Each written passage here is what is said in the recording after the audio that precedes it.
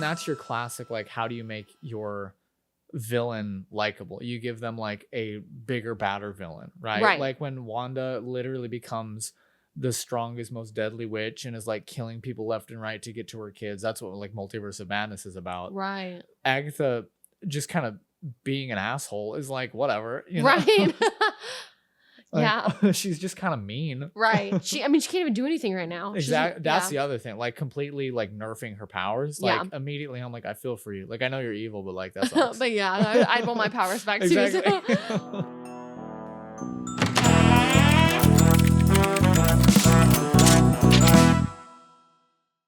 Hi, I'm Alex. I'm Madison. And this is Welcome to the Writer's Room, the show where we analyze media in various forms and tell you why it works or why it doesn't. Today we're talking about Agatha All Along, episode 3, titled Through Many Miles of Tricks and Trials. Spoiler warning before we get into it, this is a Marvel Cinematic Universe property. So spoiler warning for anything potentially that Marvel has ever released. This is very closely related to the show WandaVision, but it could allude to anything in the Marvel Universe. You've been warned. Okay. You ready for this summary? Yes, I am. What did I say last time? It was something like in Latin. It was Dominus Day. Oh, yeah, that's right. You can say something different if you want. You can say whatever you want. Let's see. What should I say? I don't know Latin. I'm trying to think of like a witchy thing. Yeah, just say a I witchy got it. thing. Okay. Are you ready? 3, 2, 1. Dies Irae. The third episode begins with the Coven's first trial on the road. They all enter an upscale beach house where they are locked in and given poisonous wine. A 30-minute timer for their lives begins. This puts Jen, the potions expert, to the test. She must create an antidote using the unconventional objects in the house. The Coven goes in search of these ingredients while the poison starts to cause hallucinations. Jen sees a man who tries to drown her, Lilia sees a little girl, and Alice sees her mom. They all push past these very personal visions and begin brewing the potion. In the final minutes, just when Agatha has a vision herself of a crying baby in a crib, which turns out to be the Darkhold. They pull Agatha out of her vision, but all hope seems lost as Jen begins to panic.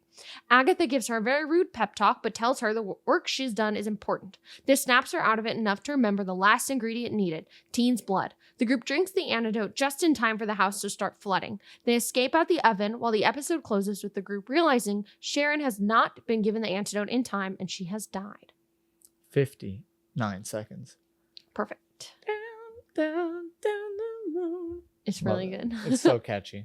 And this episode was good. Yeah, I really liked this episode. I felt like it was very tense, but also very funny. Mm-hmm. It was such a good balance of like, ooh, what's going to happen? And yeah, these episodes feel so short. They do feel short. Every time it ends, I'm like, oh, that can't be it. It's so much fun to watch. I agree. So tense. I wanted to see if, I think the 30-minute timer was like actually 30 minutes of the episode. That's cute. I was wondering. I think it was. I tried to look, but I couldn't get logged into my Disney Plus account. But yeah, I think it was. Cool. Yeah, very, very cool. It was a very interesting episode. Yeah, let's get into it. Okay. So it starts with them all walking down the road. Teen is very excited. He keeps sort of like, he's just sort of the only one that's in a good mood. And Miss Hart / Miss Davis, or Sharon, we can call her Sharon, she's upset because she didn't really sign up for this. She calls it a kidnapping. She wants to go home. And they're all just, none of them really like each other that much. And none of them really like Agatha. So they're all kind of bickering a lot. And Lilia says that the road is going to have them tame their fears and that they're going to face trials. Agatha specifically says the road is going to test their knowledge of the craft, one trial for each skill, which is very exciting. I'm really excited to see like what next episode is, what skill is going to be tested. And yeah, they keep going on until Miss Hart walks away, and we find out some information about Teen. So he tries to talk about who he is, and all the witches see the M that appears on his mouth, and they call it a sigil, which is a redaction spell that hides something. And Agatha kind of brushes it off and says they'll figure it out later. And then she goes one by one down the line. Herself, this was really cool. She tells Jen that if you want to unbind yourself, Lilia, if you want to reverse your fortune, and Alice, if you want to figure out what happened to your mom, then we need to go down the road.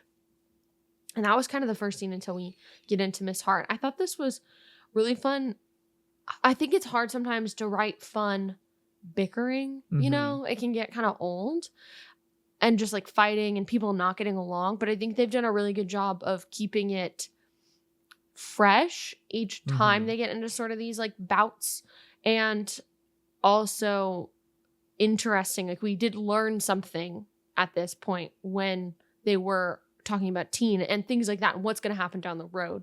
See what I'm saying? Yeah, I agree. I think it's fun because they keep the bickering centered on the characters. Like the things that each person is complaining about is like very central to them. Yeah. And like Lilia is the one who like can see forward, like, oh, the song lyrics need to do that. Like she's figuring things out because she has the sight and things like that. I thought that is a good way to keep it interesting. I also, this is something I wrote down as a critique at first, but it's one of those, I say later in my notes here, I love just all the creative risks that this crew is taking on the show. And I think it was on full display in this opening scene because they were trying to just pack jokes in. Like every other line was a joke. And some of them just didn't hit. Okay. Some did. Some were funny. Specifically, I think anything Sharon said and anything Teen said played pretty well. On the whole, I think the ratio was pretty good. Yeah. But it was honestly like an episode of Community, just how many jokes were flying. And I just thought that was a cool thing to do, just to try so many things. So even though some things didn't work, it was never bad. And I was never like, oh, geez. I was just like, okay. But it was immediately covered by something that was funny. Right. And I think that's cool. Like, I think a lot of the times any risk can be cut out or edited out, and I really appreciate that they leave it a lot in there, because even in the moments where it's not as peak as some other parts, it's never bad. And I do think it really cultivates this very specific atmosphere of this show, especially as they get on to doing just weirder and weirder things, to where it's almost like avant-garde with like the events that are happening. So that just, this opening scene really got me thinking it like big picture about this show, and that's cool that it got me thinking like that. I feel like it starts to border on like absurdism at some points in a good way. I really like that. And I think the humor being so fast, I think goes right along with that feeling of like it's a whirlwind of what's happening, and so the comedy coming at you so fast, I feel like fits the feeling and how you're supposed to feel as an audience member. Yeah. And I do think everybody in our immediate cast is genuinely just very funny. Both like their characters have a lot to work on, and like these actors and actresses are just like pretty funny. You know, you can tell the chemistry is really good. I also want to give a shout out to the hilariously overdone music that plays throughout every episode. I think it is so fun because it's so not what TV is right now. It could very easily be the most stock, like low string synth, boring pad stuff, but they're doing stuff that's straight out of The Nightmare Before Christmas. Like there was one, I wrote this down, there's one like as they're plotting right before they see the house, there's literally like a bassoon like do do do do do do do do, and I'm like, that is not, how am I invested, how am I tense with this cheesy ass music? But it fits in this weird quirky vision of the show. I agree. And I think it's another just huge risk that I think is paying off really well. I think it's paying off too. I think because the episode does move really fast in a good way. The pacing is really strong, and I think the music helps set the tone. And they've done that before, so I'm not surprised that like they continued having such strong music when like everything has shifted so much because we're in a whole different world. The stakes are a lot higher because now, I mean, the whole time I was very tense. I really felt like someone could die or something bad could happen. I really felt that way, even though I was sure they were going to get out of the house. Right? I still was like, if something bad feels like it's going to happen, and I'm going to believe them when it does. And I really think that the music helps with that specifically. And it's cool for them to kind of transition from completely different music that they were using in the past 2 episodes. Yeah, I agree. It's very almost nostalgic fall is what it sounds like. Yeah, or like nostalgic Halloween. Yeah. So then Sharon has gone off by herself. She's just very upset. She wants to get home, and I really think that they have given her such a strong character with this dialogue. It's like so goofy, but this actress can handle it. And so she ends up setting her purse down, but then her purse gets starts getting like sucked into the mud, like almost like quicksand. And then she starts getting sucked in with it. And they go and find her. And you see that like Alice is the nice one. Yeah. Like very quickly, you see that throughout all of this, Alice is nice to everyone more than anyone else, which I just think is funny. And she like helps Mrs. Hart or Mrs. Davis, Sharon, whatever you want to call her. The captions still say Mrs. Hart. Right. And Agatha calls her Miss Hart. She's dead. So. Right.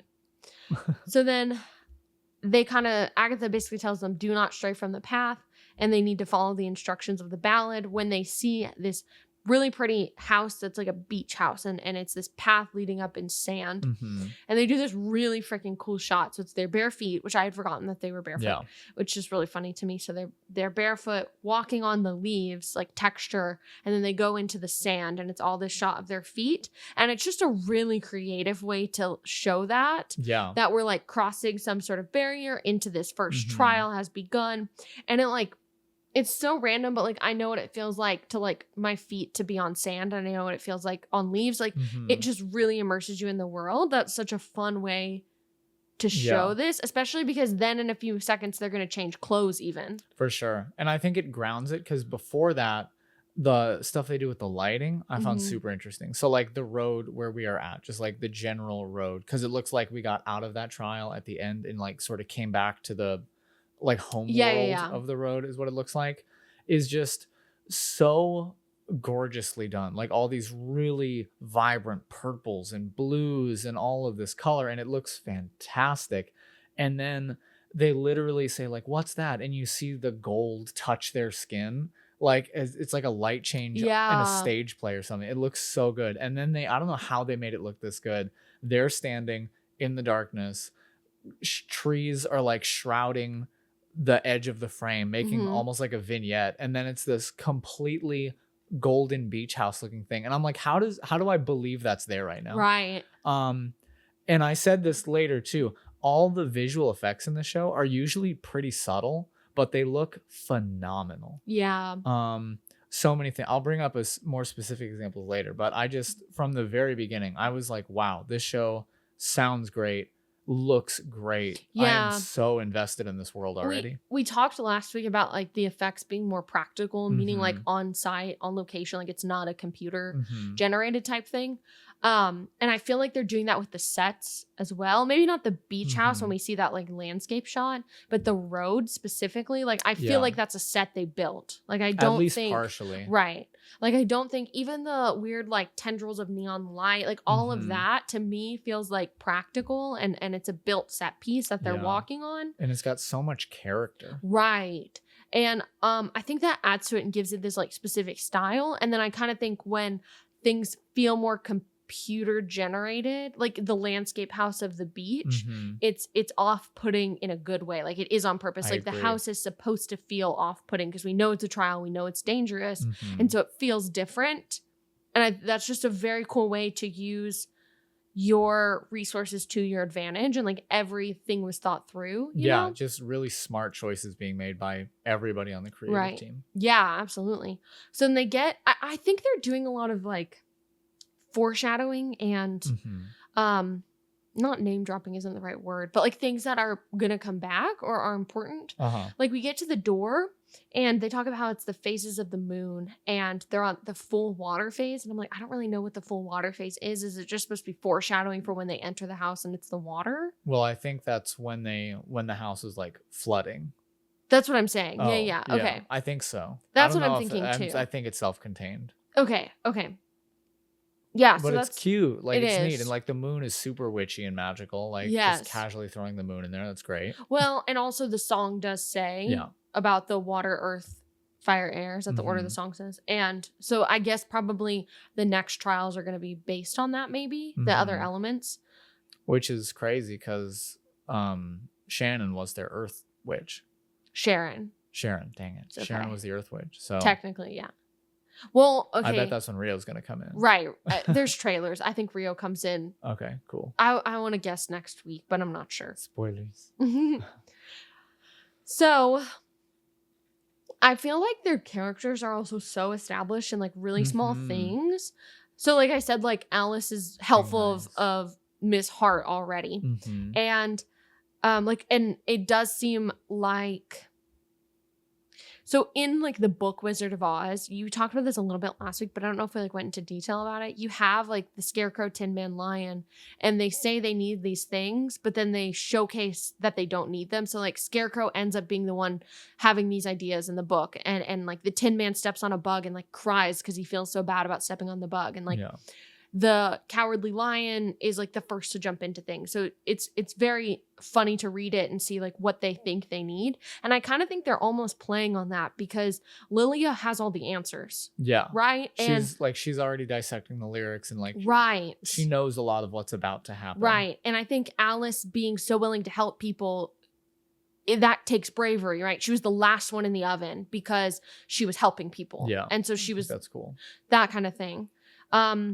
It's just, I really think that they're doing a good job of establishing all these characters and making it feel very lived in isn't the right word, but just, it feels so real, right? So like, even when they're going in the door, who goes in first, and like how, and Agatha's like obviously the worst person, which is funny because in it, like Dorothy's so sweet and everyone loves Dorothy, and that's like the thing about it. So it's just, that's a really funny, to make Agatha, who's like such a shitty person, like the Dorothy of the group, which I really do believe they're still going off of the Wizard of Oz story. Yeah. And it's not exactly like a perfect one for one, but it doesn't need to be. They're just sort of like using that. And I think that's wonderful. And they continue to use that even in like the styling choices that they're making. I think it helps sort of even subconsciously. Like the Wizard of Oz is such a hero's journey of a story. Right. I think it gives them a lot more opportunity to do this really bizarre off the wall stuff because it's such a classic. Everybody, even if you don't know, you know what the story is, which I think is really cool. It is really cool. That's a good point. It gives them more opportunity to do all the wacky stuff because the story's grounded in something that, that's very clever. Yeah. So then Sharon rings the doorbell, but Agatha's just like, nope, let's go in. And they say that the road changes for the coven, and then they all are in different hair and clothes. And at this point, so a lot of people have theorized that Agatha has not been on the road before. I was wondering that because I thought it was really funny that the only one who's really not playing by the rules is the person who would directly know the consequences of it. Right. And so, and she keeps almost like making excuses. Like if they try to ask her a question, she's like, well, the road changes. Yeah. Right. And so I don't know. I feel like that's probably true. I don't know. Because if you're, I saw people saying that before I watched the episodes. I don't know if I would have gotten that or not. I feel like you're supposed to kind of. I feel like it's definitely a possibility. But again, I think it adds like she's got something to hide. And like you said, all these characters are just so very apparent with very minimal dialogue, right? Very clear actions and motivations. And it's neat because we're on like episode 3 and we met everybody in episode 2. And I feel like I already know this group really well. Yeah, no, I agree. And so then they're in the house and Agatha starts realizing that basically they're locked in. Like the doorknob's not there. Later they see that like there's even like the windows and the like sliding doors won't open. And Jen goes and looks in the mirror and she says she looks like one of her customers, which I thought was after they get all like right after they've changed clothes and their hair and everything. And I just feel like that's definitely like purposeful why they said that. Yeah. I think talking with the Wizard of Oz stuff, I think they've set it up that Jen like sells these products and is supposed to be sort of like the heartless person of the group. And that's just neat that they're finding less subtle ways or more subtle ways to like show that. Yeah. Because it wouldn't work if she were just like actually heartless. Yeah. You know? Well, because I got the vibe that she felt bad. Exactly. About something that we don't know. It's cool. It's really cool. I also, again, like the set design, that house looks gorgeous. Yeah. And their outfits look so good. Like I was wondering because we get to the house and Sharon is all like dirty and I'm like, oh, I wonder if she's gonna like keep the battle damage and then like complete wardrobe change. And I was like, this is flawless. I love this. Right. And it's just so fun. Yeah. It's very fun. It's reminiscent of WandaVision too. That's which I think true. is neat. because they would do a different decade and different like sitcom style every episode. So I think that's sort of harkening back to that, which is just, again, just super fun. And I'm so on board. I'm like, of course you're going to change outfits. You look great. Right. And it's also like magic. So that's basically, they're just not being boring. Like, it's so funny to me that this show has such low ratings on IMDb when it's so entertaining to me, and they're doing so much to keep you entertained. It is. Yeah. And even the styling is just very, very fun. They're doing a lot of really cool things. So like Patti LuPone has her like plaid scarf. You know, I want to say her name's Lilia. I want to call her Patti LuPone because that's like, she will always be Patti LuPone, you know? Of course, yeah. But Lilia has like her plaid scarf. And then Jen has this like gold heart necklace that she's got on. It's just very, very clever.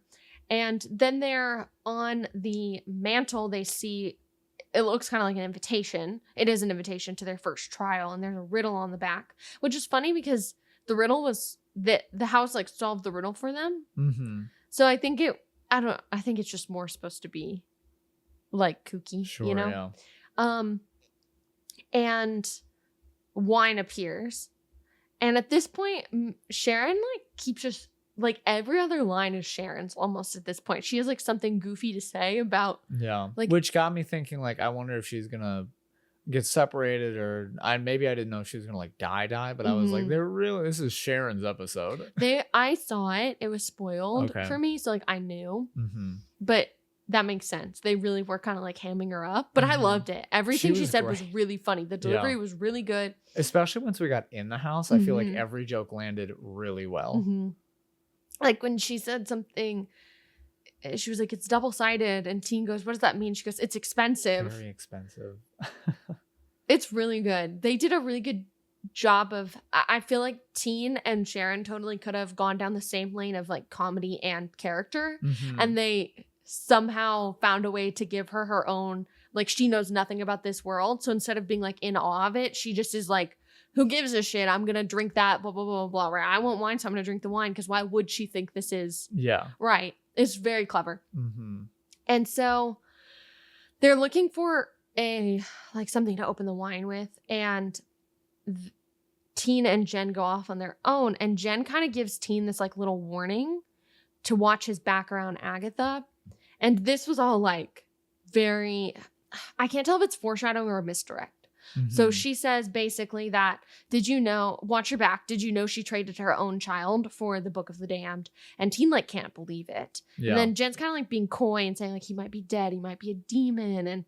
And then she ends up by saying, I doubt she would even recognize her own son if he showed up on her doorstep. And it's like so on the nose that it makes me think it's a misdirect. A lot of people have theories that he might be Wanda's kid or Agatha's kid. And I kind of think that is a misdirect, and he's not going to be Agatha's kid. I almost feel like he's going to be Wanda's kid more, because I feel like Agatha at the end is going to have like a big lesson she learns, you know? You don't get a whole TV show to not learn a lesson. Yeah, I feel like that would pay off a little bit more. Right. Because we already know like Wanda's insanely powerful, and the M could mean Maximoff, who knows? Right. But regardless, I think like as a narrative device, I also think it's cool, because then like that really puts in perspective, even if you haven't seen WandaVision or anything, people keep talking about her. So when you find out Tina's Wanda's son, you're like, oh shit, that means he's strong. Well, and I think it also feels like Agatha already seems a little bit protective of Teen. And I think they're going to obviously grow to like care about each other and love each other is my guess. This would be my guess. And then I think for him to come out that he's the son of her like most hated enemy, and she still has empathy for this kid, even though she's like such a selfish person, I think that would be a really strong like arc completed. You know? I think that's what they're sort of going with all of these characters, right? At some point she even says like, I don't like you, I've never liked you, Jen, right? But by the end of this, of course they're gonna have this bond, like everybody's gonna have a coven bond. Like a true yes, I think I can see where it's going. So, I do think it's obvious, but it's still like, it's obvious in the sense that this whole show is so weird. I honestly can't tell what they're going to do with it, which is super fun. And I also think that this like quote obvious, because like it might be completely wrong, story in such a kooky world is so fun. And so like I have no qualms with it being kind of a story that I think I can predict, you know? Like actually I'll get into it. I have ideas for like what's going to happen with some things, but we'll get into it later. because I want to keep going through like the plot. I was also even wondering, does Jen even think what she's saying is true? You know, like how much does Jen actually believe what she's saying? Yeah. Because she seemed a little bit like, you know, like, I don't know about things, right? Cute. I think it's Agatha has a vision later, right? Which is pulling the crib thing and seeing the Darkhold. So that to me, like, she definitely traded their child's life, right? Like, I feel like that is fact at this point. Or do you disagree? I don't know, because I could see it being, the vision is that, like, it might not have been a choice she wanted to make. I can agree with that too. But I think showing that in some way that did happen. Right. Okay. And I can definitely see it as like some tragic choice that she regrets deeply and didn't really want to make it. But I feel like it definitely happened after this episode. Okay. You know? No, that makes sense. Could be wrong, but that's what I'm thinking. Okay. I want to say this now too, and I don't know where else this would fit, and I don't know if this is like correct to say. I wrote this down. I really like the women-centered comedy of this show. And I don't really, maybe I don't even know what that means, but I feel like a lot of these jokes are funny on a lot of different levels, and I feel like they're not geared towards women, but in the world of like Marvel movies, I feel like a lot of it is geared towards men specifically. Yeah. And I feel like this is just so fresh and new compared. So that's what I wrote down. Maybe you can comment more. No, I think you're right. And you have to ask yourself, because this show is very solid. I would say, like, with a degree in theater, right? Like, that is like what I do. I'm a director. I tell stories. Like, I know what I'm talking about. This show is solid. And so for it to have the least, it's a Marvel show, right? So like probably Marvel's biggest viewing like audience is men. And for this show to have its the lowest rating is just interesting, because it is very different comedy wise. And I would think, it is very like women centered. It's a cast of women, and we have like a young queer kid. Yeah. Right. And so it's, there's not a straight man in sight now. Yeah. And so I think that's like very interesting that this is getting rated so low. I'm not saying it's causation, right? I'm just saying that is something interesting. About, right. It's something to think about. Like, why is it then? You know? Because it's just so different. Because I'm thinking of like what makes me laugh generally. And it's either like super absurdist, like we brought up Community a while ago. I love that sort of stuff. And it's not usually like the sitcom-y da-da-da punchline jokes. But this show has those, and I'm laughing. Like everything Sharon said, I was like, this is really funny. Why is it funny? And I know her from that 70s show. So I'm like, this is literally something I would laugh at from that 70s show. Right. Like, so I just, it's super fresh. It's super new. I think it works within the relationships of the characters. Yeah. And it's so different than what I thought it would be, and I'm so happy that it's so different. It's a woman creator and then a cast of all women, almost a main cast of all women, and then teen. Do we know how many women were in the writing room? I don't know. That'd be interesting to look up. But writing room. But you see what I'm saying? So the humor is very like driven by women, because that's who created it. So like, yes, it's going to be different than if a group of men made it. And I think that's amazing. So, and we should have more stories like this, because we've been saying this whole time, we're tired of the same thing. And this is so different and fun, even though it is just like kind of a retelling of Wizard of Oz, you know, but there's so much different that it's not really just that, but you see what I'm saying? Yeah. It's like, I feel like I probably wouldn't put it as 1-to-1, but it's like Wicked, you know, or like The Wiz. Like it's a complete redoing of the story to where it's its own thing, and I just love it. It's great. No, and I think the comedy almost reminds me of like, I don't know their Instagram account, but it's like when women are leaving the house. And they're like, do we need this thing? Who needs, I brought should I bring my plant or my this with me? And they're all saying these like crazy, absurd things like so fast, and we're cutting. And I want to, one or two of the women in that like group on Instagram or TikTok that they post on is like an actual comedian. So I just think that's really funny, because you're right. It almost feels exactly like that. Yeah. It's very silly, but I'm here for it. So then Sharon is like ready for the wine. So she literally goes like, I've had a hard day. And she like guzzles the wine down. And then we get this 30-minute timer starting. And at this point I am like so scared.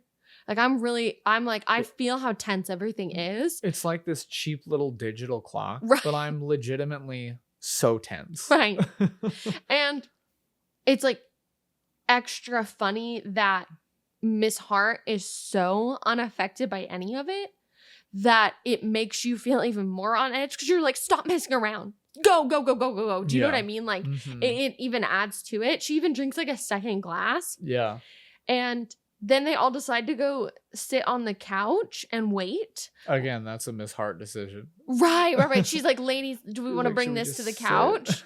And it's so funny that no one was like, hey, wait a minute. Maybe we should like, I don't know, maybe go look around, like figure something out, have a game plan going because now we have a timer. But everyone was like, yeah, let's go chat.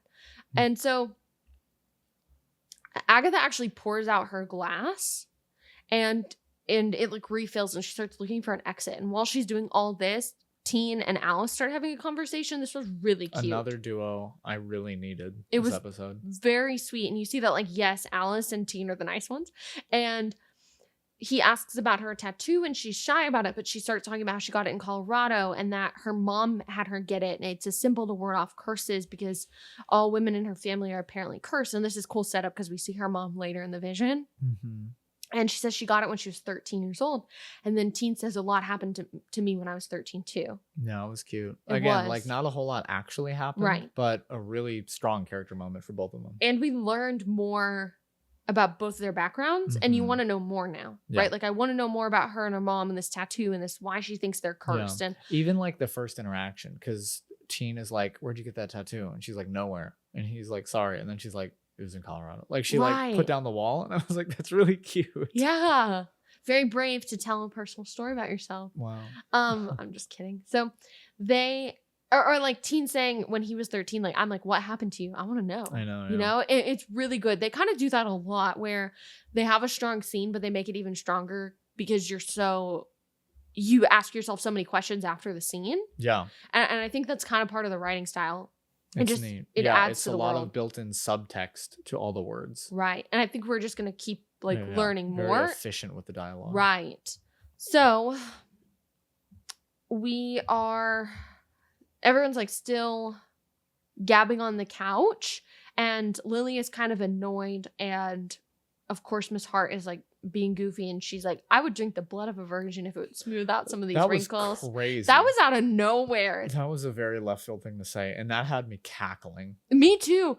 Cause then her face gets like really swollen. And I thought what they were doing at first was like going with what she wished. Me too. And that wasn't it. No. And so, but that's okay. I don't think it matters. That's just what I thought. It also was giving me on the like same vibe as Wizard of Oz. Cause I think they kept the character things like relating to the like line and the scarecrow and things. But this place didn't seem like a very one-to-one like place in Oz that we've gone or which anything. I think is nice. Oh yeah, I thought it was fine, but then my mind started wandering. I was like, this is kind of like Alice in Wonderland when she's like drinking the thing and she's getting taller and bigger. Well, because they're referencing a lot more than just Wizard of Oz. Yeah, I just think it's neat that this is like firmly planted in like fairy tale land for me. Right, it's very cool. Which means my belief is entirely suspended. Right.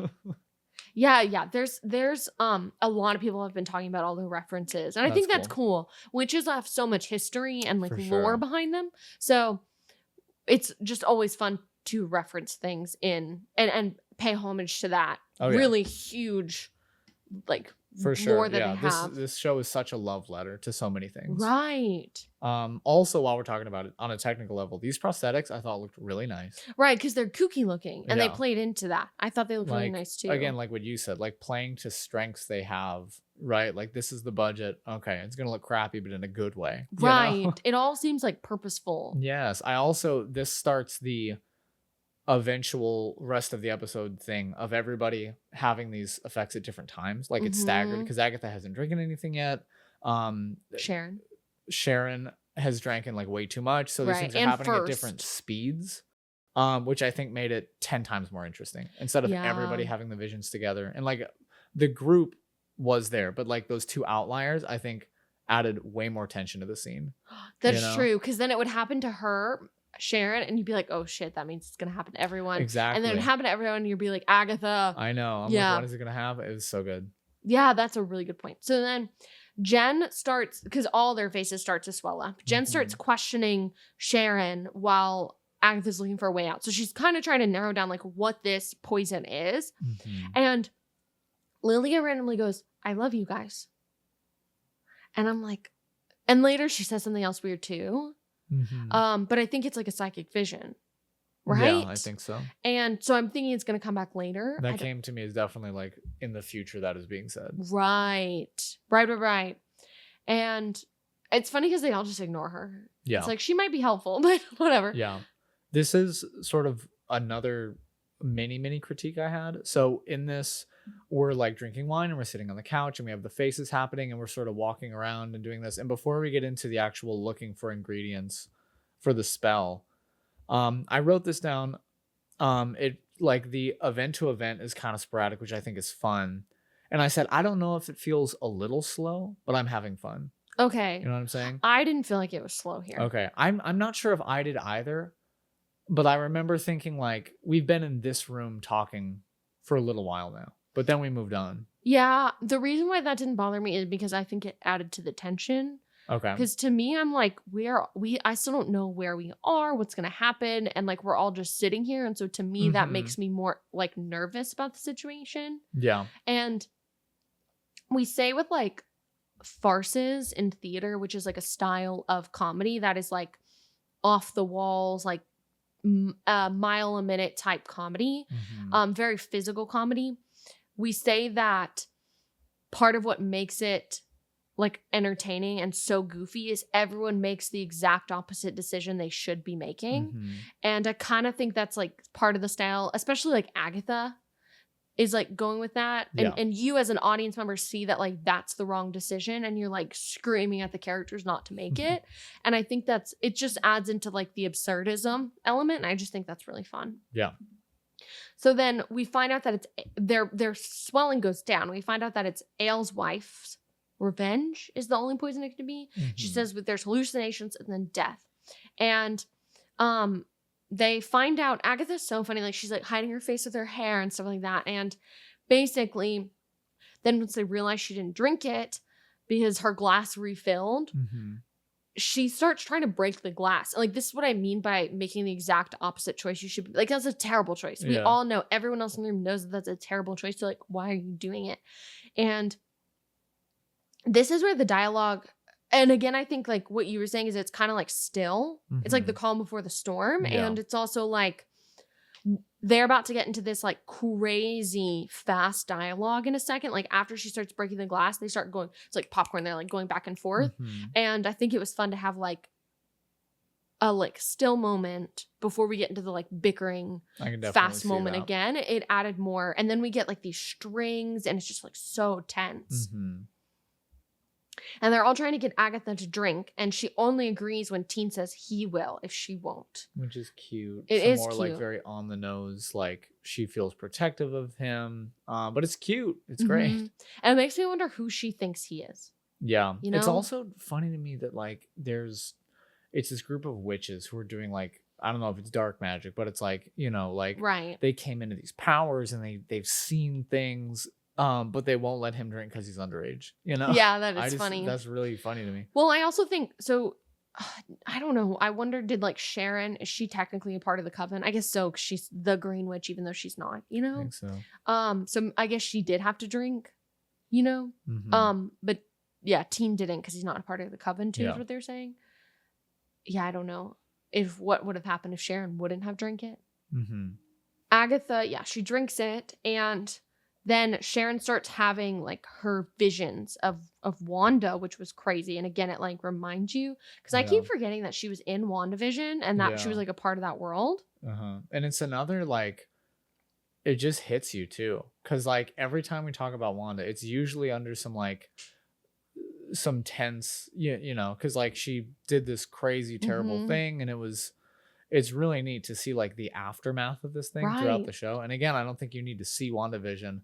I feel like it's almost better if you don't, because people just keep referring to it as this like terrible event that happened, and it plays every time they say her name. I'm just like, well, because in their story, she's the bad guy. Absolutely, yeah. And that's I think in the general story, she's the bad guy now. I guess that's true. But that's so fun to have like Agatha, this like classic villain, not be, and like be a victim of what they consider. Yeah. Well, and that's your classic, like, how do you make your villain likable? You give them like a bigger, badder villain, right? Right. Like when Wanda literally becomes the strongest, most deadly witch and is like killing people left and right to get to her kids. That's what like Multiverse of Madness is about. Right. Agatha just kind of being an asshole is like whatever, right. Like, yeah, she's just kind of mean. Right. She can't even do anything right now. Exactly. That's the other thing. Like completely like nerfing her powers. Yeah. Like immediately I'm like, I feel for you. Like I know you're evil, but like that's sucks. But yeah, I want my powers back too. Exactly. So, yeah. So Agatha says it's time to brew an antidote, and Jen sort of gives them the rundown on the ingredients, and so they all like split up and go looking, which was fun to have them in their pairs. And it kind of it's a good change of pace, the Scooby-Doo split up was exactly what I needed. Also, calling all these potion ingredients like their like traditional name and then being like, oh, that's actually just honey, or like, oh, that's like petroleum jelly. I thought that was hilarious, especially because it's coming at you so fast. Yes, like I didn't have time to think of like what could I have knew to be. They just told me and I was laughing. Right. It was so good. So Agatha and Lilia go in and they find Jen's products in the bathroom, and they basically are like, let's call her bluff because they need petroleum. They're like, well, there wouldn't be petroleum in here, and they're like, no, organic, right, fake. No, there definitely is. And this was funny because like the road specific to like her, this is something she has to, and it wasn't even played to be that big. It was so small of a thing in the overall story. I just thought it was like a good yeah. I think it'll come back later, like the idea that she's just like lying for her product, like to. I think it definitely will too, which is cool. I think it's going to be something like she had no choice, feeling right. I feel like they're going to give her something that makes her redeemable and not heartless, because I think that's where they're going with her. Yeah, character. I agree. And so this Lilia says, try to save Agnes in her little like psychic vision. And I think the delivery and the sound design around it is really good and like subtle. And that's what makes it feel, you're like, whoa. It's like slows down. You're immediately kind of like, this is important. All these visions have had like weight to them, which is really cool.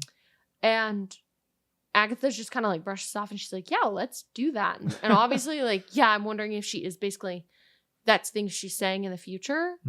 It's like, ooh, I'm so excited. I really wish we didn't have to watch this week to week. Like I want to keep watching.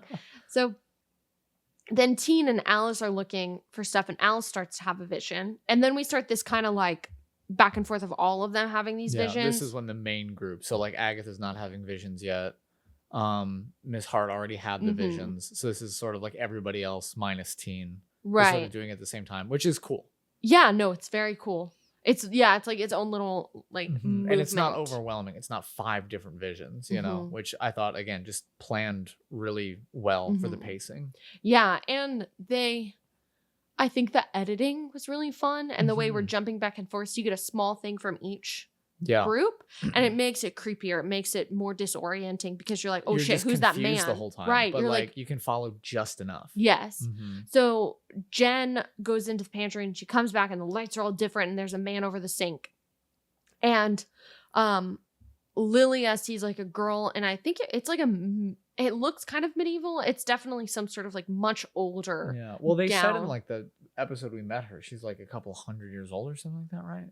Right. Okay. Which I thought, I forgot that, and I was like, oh my god, like she's with the like Spanish queen or whatever. I'm like, oh my god.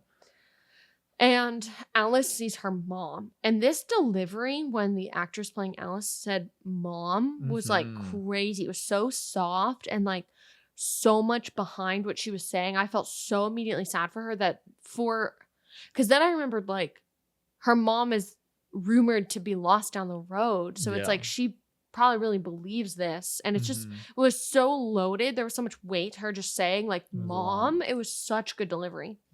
And so, yeah, we keep going back and forth. So Jen starts being like drowned. He calls her an inconvenient woman and you are now nothing, and starts drowning her. And I feel like all these visions are going to come back to be important. Like we're going to learn maybe a little bit more about them. Oh, yeah. I mean, for sure. But again, it's like I was given almost no information, but I'm so interested. Right. And he looks like some sort of scientist. So I'm guessing I was he's thinking a from. scientist or like a doctor or something. I feel like he's from her making her products. See what I'm saying? That makes sense. Yeah. Because you would have to like create in a lab, you'd make the products, and I feel like that's where that came from. Yeah. So Lilia follows the little girl, and you said they're speaking Spanish, right? I don't know. We'd have to go back and watch. It sounded, maybe I saw Spanish in the subtitles. I don't really know. Okay. Are you looking it up? Yeah, let me find out. So, yeah, they're speaking in a different language, and she starts following her through the house, and it starts getting more and more decrepit. And then at the end, she sees this like ghost figure, and then this hooded skeleton. And afterward, she sees Agatha again, and she goes, "She's dead. They're all dead," which I'm guessing is something like, I would guess something terrible from her past happening, which is probably what all these are, but something like big happened specifically. Yeah. I don't know. I can't find anything immediately. Okay. It's some language, and it's cool. Right. And so Alice sees her mom, and she's clicking on and off this lighter, and she goes, "Your grandmother died today. It's my turn now." And she says, "It's going to kill me." She starts to drink something, but Alice like grabs it, and then she screams and says, "I can't protect you."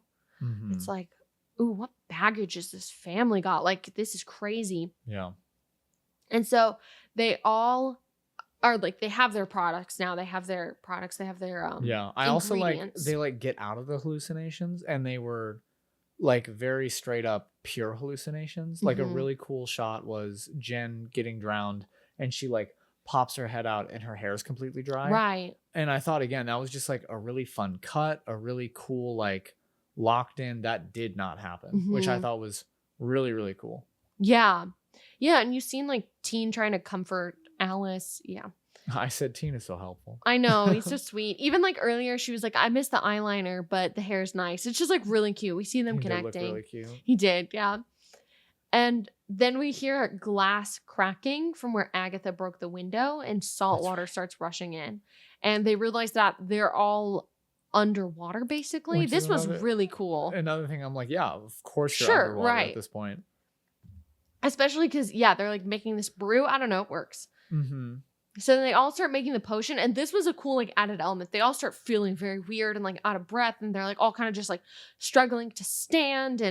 And things, like, kind of keep going wrong. So she's, like, telling them what to do and put into the sink. She's like, "It needs to boil," and Teen figures it out, and they bring this, and he's so cute because he's not affected by the potion, and he's like, "Well, my dad loves to cook, so he blah, blah, blah," and it's like, not the time. Yeah, it's another, because the whole time I'm thinking like, oh shit, when is Agatha's thing going to drop? Right. Like, it's going to be really important. At the same time, Teen not drinking at all means like there's at least one person who's fully capable. Yes. And he's, again, I just love that this comedic sidekick is playing such an active role in what's happening. Like, everybody in this episode has like fully pulled their weight. Yeah. Which I think validates every character. Right. You know? Right. And then on top of that, those little moments where the two characters are connecting, or like they talk about somebody else, it's just, they're very, very quickly fully realizing these characters. Yeah. Which is super cool. I mean, like, Teen technically saved the day if they wouldn't have figured out how to get the water to boil, you know? Yeah. It's very fun that they could have easily written him off as like just the side character. So then they have to pull a hair out of their head, and Agatha starts hearing a baby crying. I'm like, oh shit. And she goes to, and the lights get all dark right, around her. and she basically, it's like everything is just zoomed in. It's like tunnel vision. She only sees this. It's a cradle. And she's like hearing the baby crying, and she goes to take the blanket off to like look at the baby, and it's the dark cold, and then she starts like sobbing. It was good. It was good. It was real good. It was very good. And nothing about it told you it was the dark cold. Yeah. Like, you just knew because it was done so well, and they've set it up so well, and they foreshadowed it in the earlier in the episode. It was just really well done storytelling. And then they do this hardcore, she's like cradled up next to the thing looking, and then Jen's like, Agatha, snap out of it, and then the lights change and she just gets up. Right. And I'm like, it was fast, but also like, that is a lot of trauma. You just like, you know what I'm saying? Like, it's really cool because I don't think I realized it like in the moment, but like it really put a lot of weight. Like these people have been through some shit to be here, you know? Right. And I just thought that was really neat because they continually, in between all the comedy, in between the fun effects, like I believe that these people are suffering, you know? Which is, I love it. It's the balance is absolutely peak for me. Right.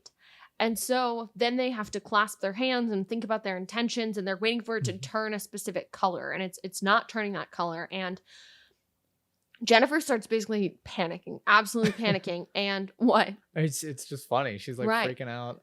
Again, I don't know if they like lit the sink from the bottom or anything, but the water changing color looked really, really good. Yeah, it did. If it's CG, like the water, whatever water simulator thing they use, like it just looks. One, I think it looks better than anything else I've seen on TV in a while. Right. And even compared to like some of the movies, like it just looks really solid. Well, and then part of it is when you have effects, when you stylize them, and they've chosen a very specific style that all of their effects fit in.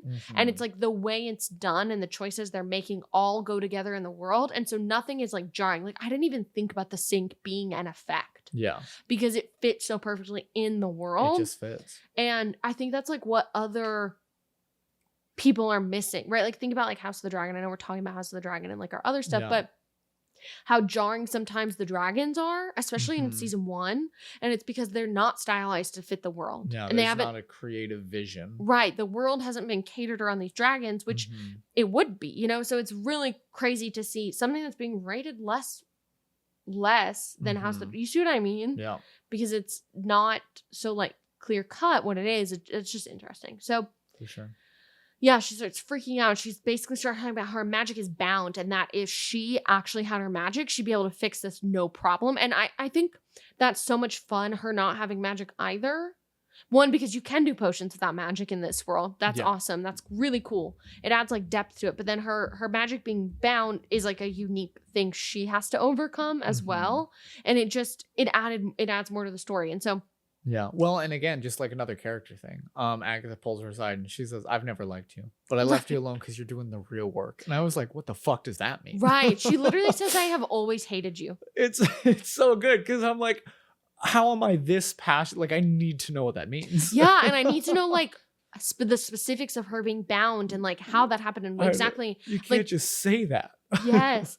And yeah, she says, I left you alone because what you're doing was important. And she says, be that witch again. Then she goes, they can take your power, but they can't take your knowledge. That was the second mic drop moment of the episode for me. That was really fucking good. I was like, oh shit. And it's, yeah, I feel like her story is going to come out that what it's going to be is she was some sort of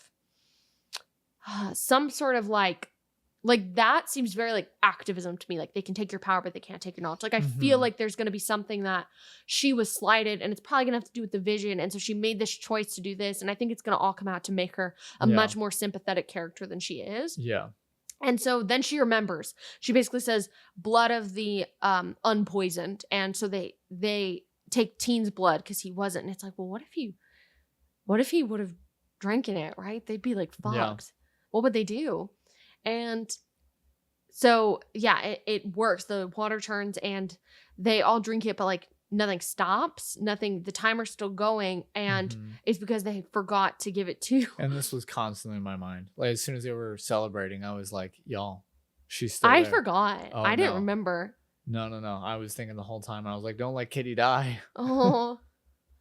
Yeah, no, I did not remember. And so they all like work together to get her this potion and they like put it down her mouth and you're not sure if it worked and then it starts flooding because the timer goes off, right? Yeah, and then it starts flooding and they have this creepy ass piano music playing. Yeah, like the piano music, like Nightmare Before Christmas, right? Like it's very creepy, but it is quirky as hell, and it fits. Yeah, so like even the music, everything was a choice. Everything was streamlined. Everything, the director, the creator of this world, like really made sure everything fit with the vision. Yeah. So good. It feels so fleshed out, the world. Yeah. And so then the oven opens and Patti LuPone is like a weird joke about a friend, like going out that way.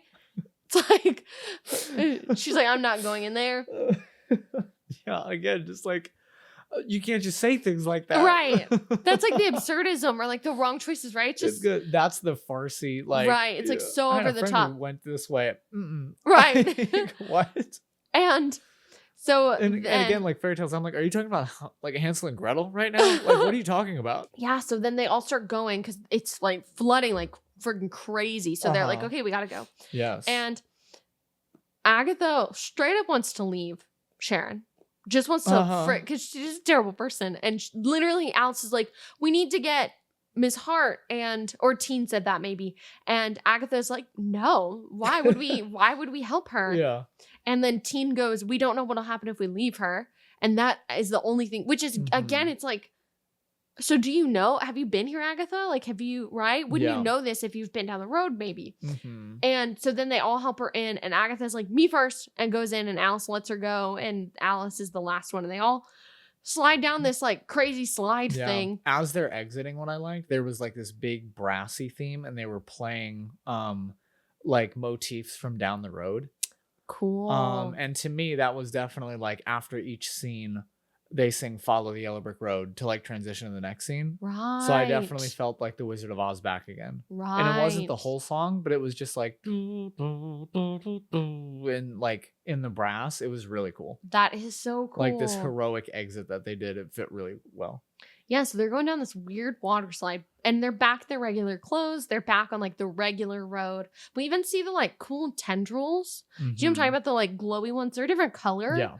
But we saw that when they first entered and went down those steps. And that to me is just kind of a cool through line maybe of it's like when you pass a certain point, it's like almost like a checkpoint. Yeah.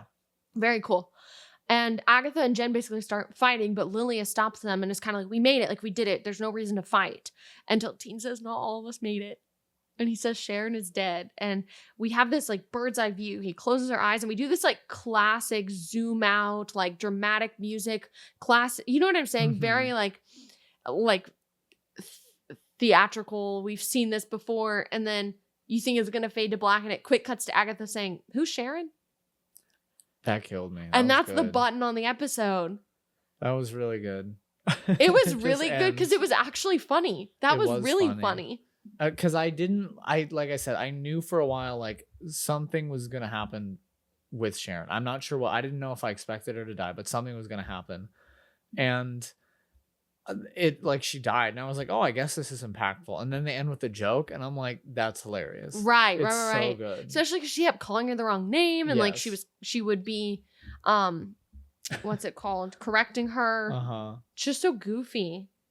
It's so funny. I feel like the humor is also so thought out. Yeah, it's thought out, and they're I don't want to say they're throwing everything at the wall because it does seem cultivated, but they're like, you can tell in the room there is not a dumb idea, right? Like nobody's shooting people. Like they're like, let's expand on this. Let's see where this takes us. And it leads to just some of the most creative writing I've seen in a while. It is so refreshing to actually see something this thought out and this risk taking. People just love to play it safe. Coming from Marvel Studios, by the way. Like I cannot say this enough how much I was not expecting to enjoy this weird wild ride as much as I am. Especially because I feel like Marvel itself is kind of like running out of steam and they're kind of like playing out I mean, maybe I'm wrong because I'm not like a huge Marvel fan, but like this is what I've heard and what I've seen. Yeah. And they're kind of playing out sort of the same like multiverse thing. And so for this to be so unique, it's just a lot of fun. Because they even do other villain shows, right? Like Loki's a villain. You see what I'm saying? Yeah, well, and I think it's one of those, like, it's hard to stay original after 10, 15 years of churning out movies and shows and stuff. Specifically just superheroes, right? Like your niche is so specific. And they have been trying to take it in different arcs. Like the biggest thing a lot of people were talking about when Multiverse of Madness came out, they got Sam Raimi to direct it. Oh, okay. Who did the original Spider-Man movies, but he's also known for a lot of like horror films. That's so cool. So they tried to make that more in the style of a horror film. And like, it's okay. I don't think it worked personally. It like didn't fit, but they're trying these different avenues, these different styles. And I think this is a big win for Marvel. Right. I think we need more of this. Is absolutely nailing what they're trying to do. And you know what? Maybe not everyone is going to understand it. Like I can see how this would not be rated super high. I do think it may be sort of what we were saying earlier, you know, women driven, women led, women written. But I could, like, if it's too weird for some people, I can understand. Right. If you're tuning in to watch Guardians of the Galaxy, this is not what you're expecting. But there's a difference. I've thought this for so long. There is a difference between something being not good and you not liking something. And I just I think the general public does not understand that. They think if I do not like this, actively like this, that means it is bad. And that is just not true because not everyone likes the same things, right? Yeah. I know that maybe I don't like, I don't know, like slasher horror films because they're too scary, right? But that doesn't mean they're not good. Yeah. Right? It's so... I just think people have a really hard time understanding that. And so it's funny to me that people are going and like rating this low instead of just being like, yeah, that's not for me. Yeah. Right. Especially because when a lot of women and queer people have come out saying they're so excited and really like this show. Because even to much less extent, but we've posted things about us reviewing the show, and we've had people meet us with like, we'll say our theories, and they'll be like, no. And I'm like, that's such a strong stance to take on it. Like, why? You know, like, I'm great to have the comments, but like, why do you care? You know? Right. And it's crazy. Because I feel like it's so obviously good, even if you don't understand it. Like, I don't know, coming from like the music world, a lot of people don't like listen to classical music or anything like that, right? Right. And my mom was not like that. She didn't listen to classical music, never had or anything. But when she would go to my concerts, we would do pieces of like different difficulties. And I'll never forget this. One time, I think it was my like sophomore year of high school, we did this super hard piece for like a winter concert. Okay, this is like a huge tangent. Okay. We did it super hard. It was like a Latin piece. Was it actually good? I don't know. Okay. Probably not. But I remember after the concert, she was like, she didn't say she liked it. She said, I could tell that was hard. Right. And it's one of like, you may not be able to put it into words, right? And I don't think you need to, but like when you see that, you can't just be like, oh, it's not good. Right. Because it's so clearly thought out and good. Right. Right. Because I also think you and I spend like every minute of our lives thinking about art and analyzing media. And like, that's what we want to do with our lives. We want to write and we want to create and we want to direct and we want to do this and that. And I love analyzing things, right? And I don't necessarily think you should have to do that. Like, if you don't get all the references to Wizard of Oz, if you don't get if you're not guessing the character arcs, like, who gives a shit, right? You don't need to do that to enjoy something. All that aside, it's still a good show. Right. It's still well written and you can still understand that. It's just different, and different is good. We don't want more of the same, right? Like, we are so tired of it. But I also think it's funny because quite a few reviews I've read on IMDb will give kind of like good praise, like they'll have good things and it'll be like 7. So it's just like odd to me. Like, this one says 7 out of 5 or 7.5 out of 10. Not the best, but decent. And it goes on and says like a bunch of good things at it. And they basically, their own kind of thing, the only kind of thing they don't like is that immediate answers aren't provided. And for me, I think that is a great tool. Yeah. Right? Why would I ever want all the answers provided at the beginning? Because why am I going to keep watching? Yeah, there's nothing more interesting than a mystery. Right. And that was literally one sentence of their review. And they say, like, can Marvel finally receive praise for this? The set pieces and effects are impressive. And they're saying, like, they just have so many. Also, Agatha's character consistently reinforces her antagonist side. Yes, it adds deep story. Like, they're saying great things about it. But they're like 7.5. Yeah, that's it was really fine. Interesting. I wonder what they would rate other things. Me too. That's interesting. And it doesn't have a ton of reviews. Yeah. Probably because the demographic isn't big on reviewing things on IMDb. But someone literally gave it a 3 out of 10. Someone gave it a 4 out of 10. That's really interesting. Another 3. A 9, a 5, right? There's only 6 right now, but that's so little. Like, interesting. Yeah, someone said it gets less and less coherent. But that's fine. It is kooky. But really, the story is, if you can follow Wizard of Oz, you can follow this. I don't know. I think it's, like the actual events get more and more incoherent. But like, I know all the characters' names right now. Right. If you told me to list their traits, I would know that. Right. You know? It's one of the, and you know, I'm bad at character names. But I know everybody's name in this because they're so clear. The same can't be said. I don't like just shitting on shows. Like, I just think if I want to like something, I don't like just bringing up shows and being like, I don't like it. But like, I really did not like the Percy Jackson series. That's just me personally. I love Percy Jackson. That makes 2 of us. I did not like the TV show. I did not think it was good. I didn't like it and I didn't think it was good. I understand both of those things. And it's funny to me because everyone would so many people would talk to me, friends, family would say like, no, I really like it. And I would say, tell me one thing, one character trait about Grover besides he's kind of funny. Mm-hmm. And they were like, well, and I was like, because he doesn't have one. They didn't give him one. And so I think for characters so thought out, it's just, you just can't blatantly say it's just bad, because it's not. Yeah. And it might not be your cup of tea, and it might be too weird for you. And I would tell you, watch more things, because it's not even that weird. No, it's really not. I mean, like I said, I can feel like some people are justified if they're coming from the Marvel circuit. Not to say that Marvel movies are bad, but formulaic. And, well, they're a fully different vibe. Exactly. Sure. Yeah. Like if I wanted to watch Iron Man and you put on Agatha All Along, I don't know if I would be in the right headspace for that. Right. But so I can understand like a little bit of cognitive dissonance. Like this is not Marvel, but it's like, I don't know. In best case scenario, this opens up a big mass audience's views to like how weird and special media can get, right? Because this was, I feel like, the same kind of stuff that was popular. Like all these visual, like all these practical effects, all these fun character things. Like that's what Jurassic Park is. That's what Star Wars is. Like that's what all these properties that everybody holds in highest praise is. What's more, when you ask about, you know what I'm about to say, right? Jurassic Park. It's the men. Jurassic Park and Star Wars are male dominated. So like, I hate to be that person, but I also don't hate to be that Somebody's person. gotta be. Someone's gotta be. Because like someone literally said, this is my least favorite so far. And they compared it to, in a bad way, they compared it to The Good Place. Which The Good Place is a very well-written show. Like I have analyzed that in philosophy classes, literally college level philosophy classes, because that is such a good show. So it's funny to me, like if you don't like absurdism, which The Good Place very much plays on that, you just don't like it. That doesn't mean it's not good. Yeah. Or you don't like women. Or that. So I don't know. I just think it's funny to go out of your way to like post a long review to say how much you hated it.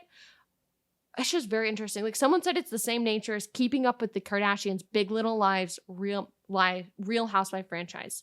What do those all have in common? We're finding a pattern. Do you see what I'm saying? I don't know. Whatever. We can be done talking about that. I just think it's so funny to me that people are saying it's not good when specific demographics really love it, because they have been underrepresented, especially in Marvel and TV. Yeah. And what I would say to those demographics, go rate it on IMDb so we get more stuff like this. Go give it the 10 out of 10 stars you think it deserves. So that way, it actually more things gets made that represent us. Absolutely. For sure. So moving on from that rant, I just get very angry about, I think it's so frustrating when people say things are good that aren't good and people say things that are bad aren't bad. And you can dislike something. I'm not telling you have to like everything I like. No. I truly believe that you don't. And I just don't think you should call something bad just because you didn't like it. Or you don't understand don't understand it. Right. Okay, just like one more thing I want to say. Okay. This was so funny to me. Last episode I said I think they're going to get to the poppies. Yes. Right? And I was right, because poppies are poisonous. That's the whole thing, is they get poisoned by the poppies. Yeah. And they like lay down and can't wake up because they're poisoned by the poppies. So this whole episode was based on the poisons. That's really good. Right. Okay, so next episode, is that the first meeting of the Wicked Witch, or are we in the Emerald City? I think we're in the Emerald City after, because I think the poppies are right before the Emerald City. Cool. That's exciting. Yeah. Yeah, I was trying to figure out. That's why I think they're going to meet. Or maybe it is the meeting of the... Because I think they meet the witch once. I think so, too. Before they get to the Emerald They City. do, because doesn't she say... When do they go to the forest and the apples? Is that after? We're going to have to rewatch No, you're right. Oz. Yeah, the apples is with the Tin Man on the original, like, journey through. Okay. So maybe it's a little out of order. I don't really know. I don't know. I'm pretty sure Rio's in the next episode, right? When does the Scarecrow get put on fire? That might be after when the Emerald City. When Oz sends them. Because I'm wondering if we are going to have an interaction with the Wicked Witch, which I really think is Rio. Yeah. And that Rio's going to come in and be... I agree. I'm pretty sure Rio's coming in the next episode because we lost Sharon this episode. And again, we've done stuff out of order, right? If we're going with Mrs. Hart being Oz the whole time, like that's already out of order. But yeah, I'll try to read... Right. That's just my predictions. I just think it's fun. A lot of people are kind of like saying, no, they think she's really dead, talking about Sharon, or no, I don't think she's actually dead. I kind of think what's going to happen is she's going to come back at the very end.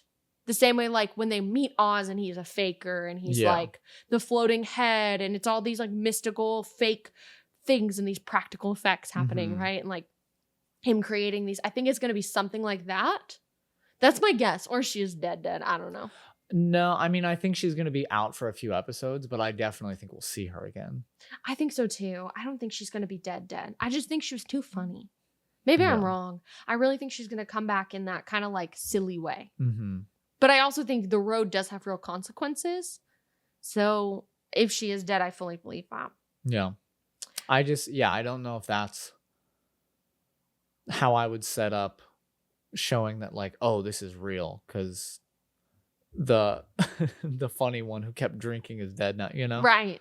I see what you mean. Because the one I who would have didn't focused it more on we didn't work together as a team well enough, and now somebody's actually dead. So maybe if they start episode 4 off like that, I'll be like, oh, she's like dead. Well, because I think what's gonna happen. So I wrote this down too. It's funny to me that Agatha keeps getting punished for not being with the group. And like, it's very clear that is the story. And that is the like moral she needs to learn, is that when she goes like solo and sort of just like fucks over her coven and does not care about them, like that, I wonder what would have happened if they would have left Sharon.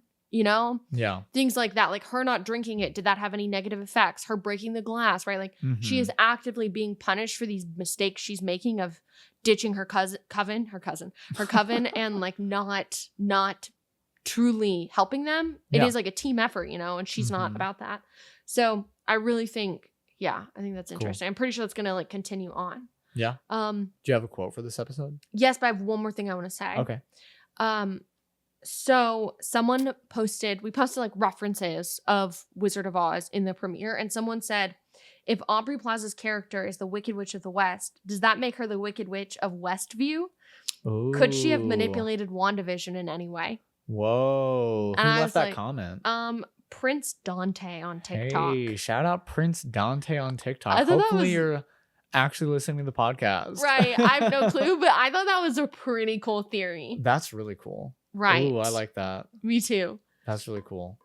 Yes. While we're on the topic, leave comments, everybody. I think. Oh, do you want to give your quote first? Yeah, I'll give it my quote. Cool. This one is by my girl Sharon.